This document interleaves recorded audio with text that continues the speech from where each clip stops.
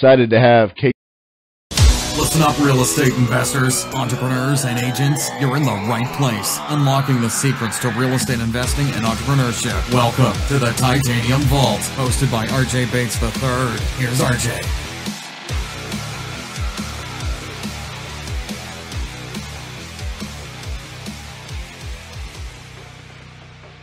Excited to have Casey Denton with us today. Casey, how are you doing? Doing great. How are you, RJ? Good. Why don't you introduce yourself a little bit and tell us about what you do in real estate investing? Yeah, my name is Casey. I'm with Easy Street Capital. We're a hard money lender based out of Austin. We've been doing this about 2 years. However, I guess you want to hear a little bit about how I started and how I got to where I am? Absolutely. Yeah. So I started off actually out of college initially as a commercial real estate broker in Los Angeles. So I was in California at the time. Was working as an apartment broker, multifamily deals. Did that for a couple years. Then ended up transitioning into managing REOs for Freddie Mac and Fannie Mae as the whole sky was kind of falling and there was a lot of REOs and they didn't have the personnel to manage them. So they started hiring outside companies to manage their REO portfolios. After doing that, kind of transitioned into property management. I had a property management company managing apartment units in San Diego. And then after that, started flipping houses, primarily just flipping single-family houses throughout San Diego and a little bit in Orange County as well. In pretty large volume, did about 200 flips out there. Then moved to Austin about 4 years ago to look at flipping houses in Texas because there seemed to be a little more opportunity out here and a little less competition. Flipped about 200 houses over 2 years in Austin and San Antonio, and then have transitioned the last couple of years into hard money lending. So now we're lending money to the investors rather than taking the principal position. We're helping other guys do it by lending them the money and providing them the capital. So let's talk about your rehabbing experience. What were the differences that you noticed from San Diego to Austin? It was very different, partially because of how we were buying the properties. So when we were buying them in San Diego, we were buying primarily at the trustee sale, at the foreclosure auctions. And in California, it's actually every day. So I'd go down to the foreclosure auction every single day with a wad of cashier's checks and bid on properties, and we were buying them pretty heavy volume, probably a few a week. And so when we bought those properties, there's a lot of unknowns when you're buying at the trustee sale in terms of what the outsider's perspective is. Is title clear? There's a little more risk. You don't know if it's occupied or not. You don't really know the interior condition. You can do a drive-by, but there's a lot of risks involved in that purchase, but there's also a lot more opportunity if you know what you're doing. And so when we bought those properties, a lot of them didn't need much renovation, or they didn't need a lot of upgrades to really get them to a marketable condition where they would sell for a good price in the MLS. It was more of an arbitrage business where it was an add value business, and so we were buying these houses and putting paint and carpet in them, and literally that was it in a lot of cases, and still making a healthy return on them. When I moved to Austin, it became much more design focused, and we really had to focus more on adding value because, one, these properties we weren't able to buy as many at the trustee sale. We're still buying a few, but not as many because there just weren't as many foreclosures to be had. And so we were buying these properties off the MLS, which meant there wasn't as much inefficiency in the marketplace, which meant the prices were more realistic on what they should have actually been. And so we had to create value on the back end by doing more of a higher-end renovation, and a little bit different styling. California was a lot more tans and beiges, and this was more blues, grays, and whites, a little more mid-century modern sort of feel to them. But they were a lot more design-heavy, but also a lot more contractor-dependent, and making sure we had the right guys in there doing the work correctly. In San Diego, it was kind of, hey, anybody can put in paint and carpet. It was much simpler to manage those flips. So there was quite a bit of a difference. It's a good question. So let's go back to San Diego when you're doing the deed of trustee sales. How were you analyzing the properties? Did you get a list of the properties that were going for sale the day before, or how were you pulling comps or even knowing if it was a good deal before you purchased it? Yeah, it's actually a good question. So you don't know out there. Here, in Texas, it's once a month, but in California, it's every day. And so you wouldn't know what properties were going to drop, we call it, which means go to sale that day until the morning of. And so the trustees sale was at 10. It was sort of 10 each morning. And so we'd get the list probably 6 or 7-ish, and we'd be in there first thing in the morning.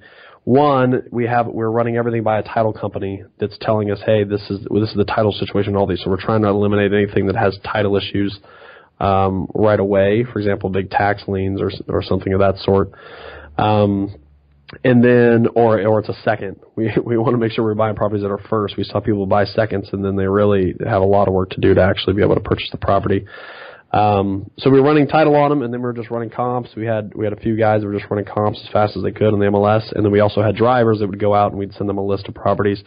Hey, here's 8 properties you need to hit in the next 20 minutes. Go drive by all these, and you're really looking: are they vacant or occupied? Is there any huge blaring problems? But you're never going to really know exactly the condition until you actually get it. So it was a little bit of a scramble, and that's why a lot of people were scared off from it. But it did create opportunity, because there's always opportunity when there's inefficiency, and so that was the way we did it.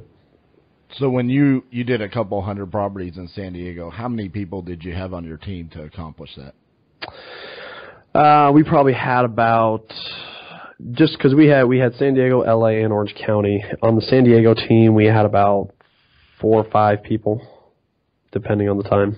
That's not bad. And how many years did it take to flip the 200 so properties? That was over about 2 years. So you're literally closing one deal a week on average. Yeah, it's about a flip every 3 days. Wow, that's impressive. So then you moved to Austin. Did you take the same business model from San Diego to Austin, or did you have to make changes because of how you were purchasing properties? Yeah, so we definitely had to make some changes. We were still going to the auction when we were out here at first, but again, it's only once a month, so maybe you pick up 3 or 4 or 5 that one day, but then you're sitting there the rest of the month. You've got to find properties elsewhere, and so that was the difference in San Diego. We had a constant influx of properties from the trustee sale, but out here we had to, also partner with agents to try to find deals on the MLS that made sense. And we had some experience buying on the MLS at this point because we had been doing some more of that in San Diego towards the end as well. We were partnering with agents that knew the distressed property game. And we also actually hired a guy or two that were looking for deals on the MLS for us as well. And so they were just constantly scouring the MLS, trying to find deals. And we were partnering with agents both in San Antonio and in Austin because that's really the markets we were flipping in. So you have no problem buying an investment property off the MLS. And that's something that I commonly hear from investors saying, they don't want to purchase a property off the MLS. Walk me through what your mindset is and why you don't have a problem with that. No, I don't have a problem with that at all. I mean, we bought, like I said, probably of the 200 we did here, probably 170 of them were off the MLS. There's definitely deals to be had on the MLS. I mean, there's distressed buyers everywhere. They might not be underwater, but they still have a property that's in terrible condition, has a lot of deferred maintenance. They can't sell it to a traditional buyer because they can't qualify for traditional financing. So there's definitely opportunity there. You just got to make sure you underwrite them correctly and make sure you look at the comps and get a good idea of what they're actually worth. Right, because, I mean, my company, we wholesale a lot of properties off the MLS, and we also, do our own rehabs of properties off the MLS. And I've always thought it was kind of more of a myth that people say, well, it has to be off market, or, man, that's not a good deal because it's on the MLS. That doesn't really have any bearing to me on where we're getting the lead. It's all about the numbers, right? Exactly, yeah. I mean, it all comes down to the numbers. I mean, in a lot of cases, working with a wholesaler who is able to negotiate a better deal on the front end might end up helping you anyway. If I'm just out there, I'm just trying to buy 1 or 2 properties at a time, and I'm trying to write offers on these properties, and maybe I'm not presenting my offer as strongly as I should, or I'm not as good at negotiating the deal or at retrading the deal. If I'm working with a wholesaler that does that every day, all day, they're probably better at it than me, and they can probably get a better deal on the property. So I might not even end up paying more for it than I would if I had found it myself. And in a lot of cases, I think you might end up paying less, even though the wholesaler is making a profit there. they're able to negotiate better than the average person probably would. You literally just did my sales pitch to my clients when I'm trying to wholesale them a property off the MLS. That's funny. Yeah. So when you were doing both San Diego and Austin, how were you financing these properties? We were all cash, so we weren't using any financing. We had a fund with different investors in it, high net worth individuals. So all cash. Cash is good to have if you have enough of it. Right. So did that fund and that experience with paying cash for these deals, did that lead you to hard money lending? Yeah, it kind of did, because as we're, as we're looking for deals and deals that I bought even principally for myself, not in the fund, but just on my own. If you go in and you try to offer on a deal, and let's say I can qualify for traditional financing, credit score is great, income's fine. The problem is if I go in and write on a distressed property and I'm writing I'm writing an offer with a 30-day close, and the seller has 10 offers in, and 8 of them are cash with a 7-day close, even though I can qualify for the loan, it doesn't really help me because I need such a long close that they want to see another 10 or 20 grand added onto the purchase price to make it worthwhile for them to wait and take the risk of an appraisal and see if it'll actually close. So a lot of times hard money makes sense even if you have good credit and you have the ability to get a loan, because the hard money can act like cash, and your hard money fees are going to be less than what you would actually have to increase your purchase price by in order to get that property locked up. So I think hard money is a tool, and we see that with a lot of our borrowers. These are not, these aren't all people that have credit score issues. A lot of them have great credit, and they're very experienced investors, and they're actually pretty wealthy, but they just need to be able to move quickly, and you can't move quickly with a bank loan. You need somebody that can close in 2 or 3 days, and it functions like cash, and that's that's what we saw we were able to offer with a hard money fund, and so we liked that opportunity. So let's talk about Easy Street Capital, and how did that company come about? Well, as we were flipping about 2 years ago, we're still flipping properties. The space had gotten more and more competitive. There's more and more people getting in it, and the problem was that the volume we needed to do it, it was very hard to manage all those properties. As I said, these are more labor-intensive renovations here, but also to find enough good contractors to reliably do that many properties at once. I was personally managing 30, 40 renovations at a time. And so to find enough contractors to manage all those effectively was just proving very difficult, and contractors that could do it affordably as well. So we were kind of trying to look at it and go, hey, what can we do that we know, we have a lot of expertise in the space, we have a lot of knowledge. What can we do in this space and, kind of make a transition or a pivot into something that makes a little more sense? And so we looked at hard money lending. It seemed to be a little more scalable, and less labor intensive, on our end, less personnel required. And so we transitioned into it from that standpoint. I still think there's definitely money to be made out there flipping. I still flip properties myself on the side, but I think it's a little bit harder these days to do it in huge volume. Doing 3 a day is hard to find that many good deals and to find that many good contractors. But if you're doing 1 or 2 a month, I think that's still very doable. Do you think that is market specific on the fact that it's hard to find that many deals just because you're in Austin, or do you think that has now become a nationwide trend because of where real estate is and where the market stands nationwide, or do you think it's just specific for Austin? I can't speak for every market, but my feeling is from talking to my investor buddies who live in other states that it's kind of nationwide at this point. Like I said, a lot of the opportunity to really do large volume, and there's a lot of other guys doing it too, was the trustee sales. But now that nothing's underwater, stuff shouldn't be foreclosed on, and the stuff that is foreclosed on normally doesn't make much sense. So yeah, I think it's kind of a nationwide thing at this point, just where the market's at and where prices are at, and with how many people are in the marketplace looking to do it. There's a lot more information about it today with the TV shows and the education courses, and there's a lot more people that are in the space than were maybe 5 or 6 years ago. Right. So tell us about Easy Street Capital. and what makes you different than other hard money lenders? Yeah, well, I would say, I mean, we're truly an asset-based lender, and pretty much any hard money lender will tell you that. But when you actually go to get a loan, they still want to see your credit score and your tax return and your income verification.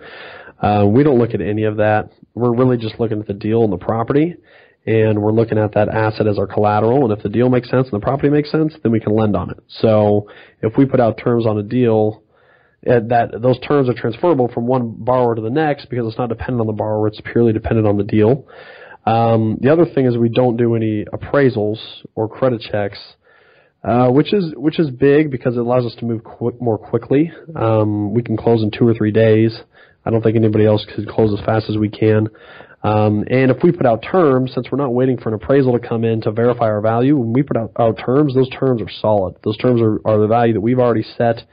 Those terms are already there, and they're good to go. We didn't have to wait for an appraisal to come in, a few days later to tell us that the value's not there, and then you're scrambling trying to find somebody else that can fund it, or the terms changed on you, so you need to come up with more money.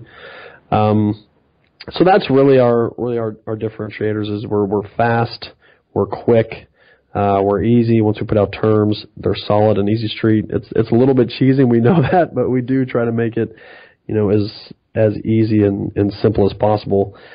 And so we've been on the investor side, so we kind of understand what you're looking for there in terms of a quick close and no hassles.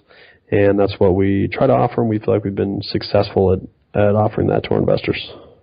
Well, as someone who works with you frequently, I will verify everything that he just said is accurate. As a wholesaler, I can go out and get a property under contract, send it to Casey, and get terms.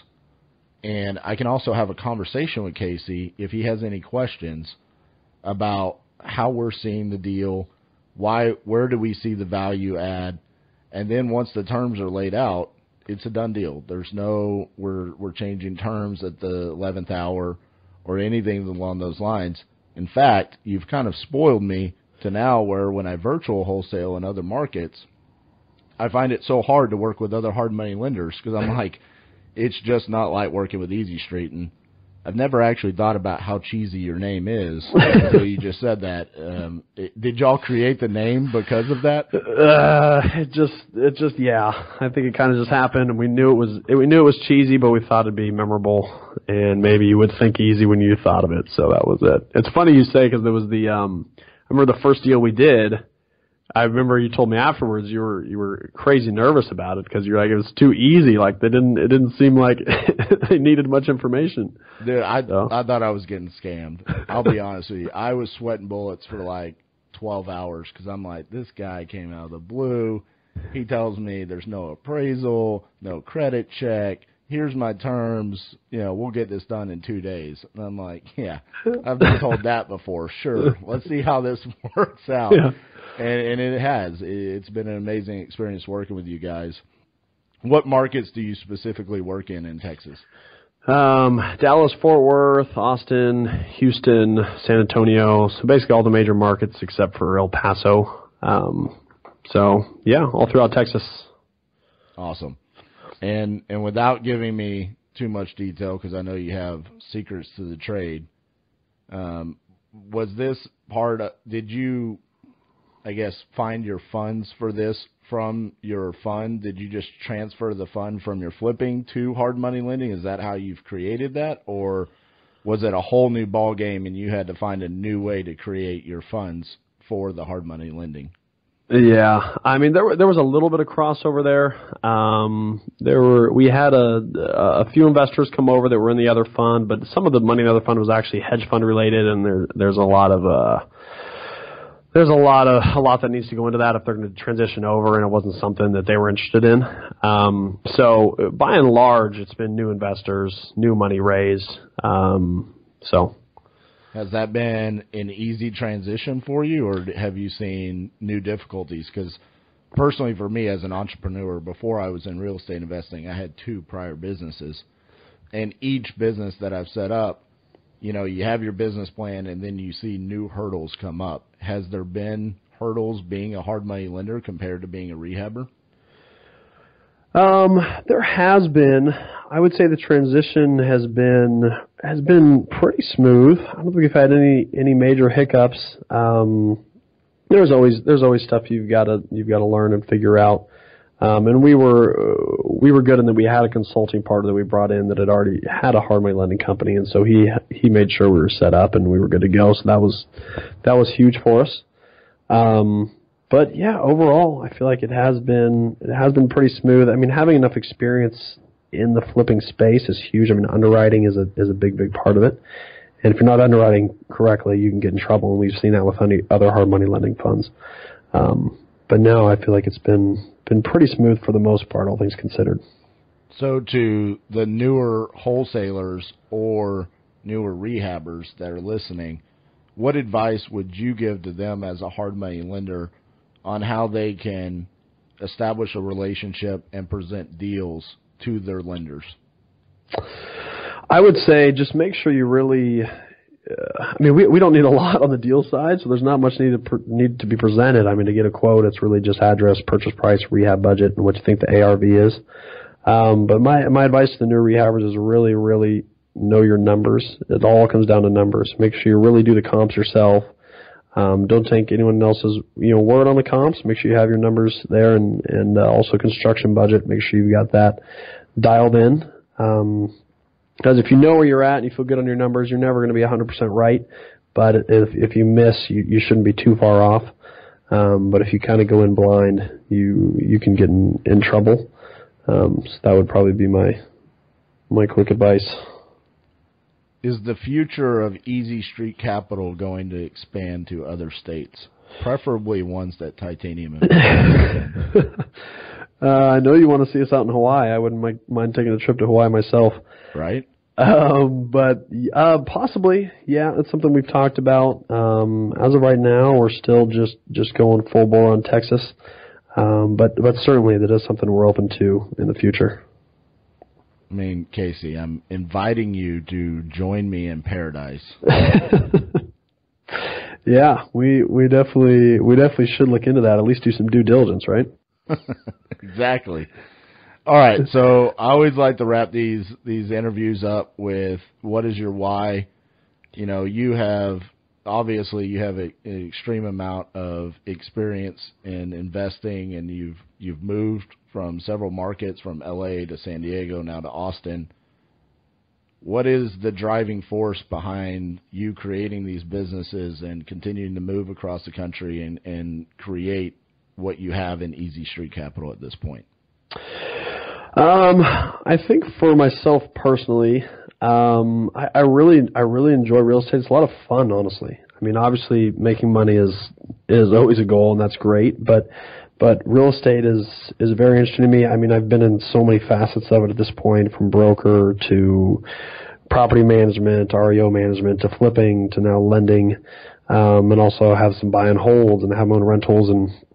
But the thing I love about real estate is that it's always changing, and it's cyclical, and it's always moving. And to me, that's exciting because it creates a lot of opportunity, and it can be very entrepreneurial. If you can find a segment that's not being operated correctly, you may be able to go in there and really attack it and make a difference. So it's for the joy of it. I would say a lot of it is the why. I really enjoy it. I enjoy the challenge, trying to figure out where inefficiencies are and trying to exploit them. And I think that's a lot of fun. Well, I second that, and you're one of many guests who said they found like a joy or a passion in real estate investing, and that's kind of where I am as well. I always knew I was going to be an entrepreneur, but real estate also brings this level of joy. Like you said, I love the ability to be creative within deals and find so many different ways to work with other people, joint venture. It's just the possibilities are endless, and that's one of the things that I love about real estate. For sure, yeah. I mean, it doesn't matter what your degree is, what your background is, any of that. You can go out and you can make a name for yourself and really do well if you're just willing to work hard and and find something that makes sense and go after it. So that's why I'm a big fan. Absolutely. For everyone that's listening, if they want to contact you, what's the best way they can reach you? Email Casey at easystreetcap.com. That's Casey with a C. Or phone as well, 512-808-3483. See, I knew you were going to do it. I love it when people give their phone numbers out. And I say it every time because I've done it on podcasts and I've gotten deals from doing that. So I love it when people give their phone numbers out on interviews. For sure. Casey, I appreciate you taking the time to sit down with us and share your broad, vast amount of knowledge that you have and sharing a little bit about how you started Easy Street Capital and got into hard money lending. Yeah, I appreciate you having me on, and I look forward to see you at the golf tournament here in a couple weeks. Yes. I guess I should mention that. We do have a golf tournament coming up. This will be the first time I actually get to talk about it. Casey is going to be the title sponsor for it. It's the Titanium Golf Classic presented by Easy Street Capital. And all the proceeds are going to go to our recently developed nonprofit organization, Beat Kids Cancer. Childhood cancer is a pretty important topic to me. I had a niece who was diagnosed with leukemia when she was 3 years old. She went through 2.5 years of treatment, and I really got to see how terrible of a situation that is and how little research is done to bring awareness to it and develop new medicines. I think there's only been 3 new medicines developed in the past 20 years. And it's a passion of mine to give back and then also to give back to this specific cause. So all the proceeds that we're raising at the golf tournament are going to go to Beat Kids Cancer. And then we're going to give 50% of those proceeds to childhood cancer research. And then the other 50% we're going to specifically give to families who are currently undergoing treatment within the DFW market. And so thank you to Casey and Easy Street Capital for being a partner with us on this cause and also for being the title sponsor at the golf tournament. Yeah, we're very excited to be a part of it. Sounds like a great cause, and we definitely wanted to support it. So, yes, sir. All right, Casey, thanks for sitting down with us, and we'll see you soon. All right, thank you. Bye. Bye-bye. Thanks so much for listening to the Titanium Vault with your host, RJ Bates III. For more info and to stay up to date, visit www.podcast.thetitaniumvault.com and on facebook.com/The Titanium Vault. If you enjoyed the episode, please rate and review, and we'll catch you next time on the Titanium Vault.